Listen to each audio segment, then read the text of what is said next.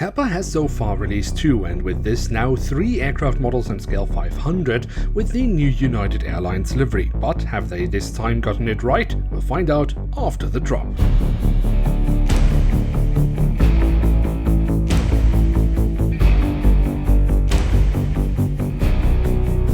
With that, hello and welcome to a new episode of Review, where we today will take a closer look at a Boeing 787-10 of United Airlines. At the front of the box we have the cutout so we can get a glimpse of the aircraft model inside, and at the top of the box we have the United Airlines branding. Then the back side of the box, well, I mean, if this doesn't scream like Herpa has given up, I do not know. I mean, I'm struggling to find any more lackluster box design than this.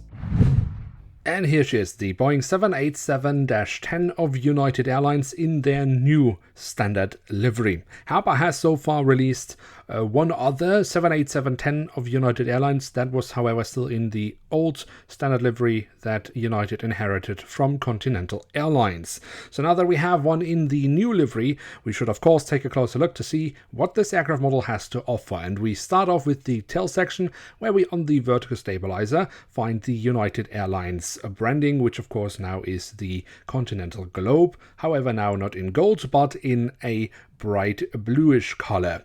We then also have a bit of detailing on the horizontal stabilizer. On the fuselage we find the full registration code of the aircraft, the flag of the United States of America, the Dreamliner branding, and an airline internal registration code. At the very tail of the aircraft we then also have a little bit of detailing around the APU exhaust. On the top of the fuselage we then also have the addition of the sat dome, which I think Herpa has done a rather decent job with.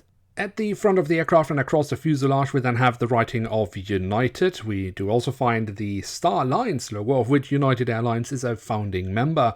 Underneath that we have the new company slogan, connecting people, uniting the world. The cockpit section itself consists of the cockpit windows with the window wipers, above which we find the emergency hatch for the cockpit. We do also have the circular marking around the nose cone or the radome, and underneath the nose we then also have the aircraft type specification. The engine nacelles have been given the dark bluish color that United now uses across their branding, and we do have the silver leading edge, but that's all for printed details, which in my opinion is just not enough and quite disappointing. Where Herpa is doing much better is with the physical detailing of the engines. The chevron nozzles have been pulled off very nicely, or for example when we look into the engines we can very nicely see the engine fan blades. From the engines we can move on to the wings to take a look at those, starting off with the top side where we can see the different flaps, slats and spoilers have been carved out quite alright. We do also have the markings as to where to walk on the wings, but we have seen other Dreamliner wings in the past with much more detailing, so here Herpa is once again holding back on us. The underside of the wings I think looks alright, but of course also here it's not overwhelming us. And it's kind of the same story for the landing gear. I mean, the physical detailing I think it's actually quite alright. I think it looks rather nice, but of course just a few printed details would also here really have benefited the model. Especially the front landing gear is quite lackluster without any form of printed detailing. And then last but not least, we do also have the doors to the cargo compartments printed on here at the back of the aircraft and here at the front of the aircraft. So there we have it, the Boeing 787-10 of United Airlines in their new standard livery from Herpa Wings in scale 1 to 500. And what can we say about this aircraft model? Now, it might be a bit harsh to say that I'm disappointed with this aircraft model, but it also doesn't really convince me to buy Herpa models. The truth is, this aircraft model isn't worse than so many other Dreamliners that Herpa has recently released. It has just as many, or in this case, just as few details than all the other models.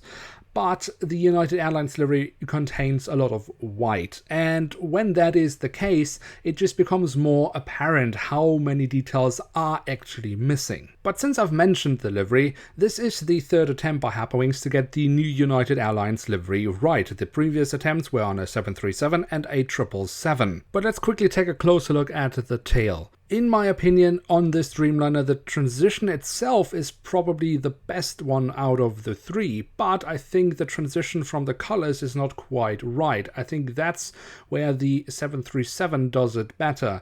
The 777, in my opinion, is a fail when it comes to the transition, but the color that we have at the top, the brightest blue color, in my opinion, comes closest to what the color at the top should actually be. At the end of the day, when I look at this model and combine all the factors together, a model that has barely any details beyond the livery itself, and it's the third attempt by Herpa to get the livery right and they're still not quite there, the model costs 35 euros on top of that, well then I would say if you are a Scale 500 collector who really likes United Airlines, this might be a model for you.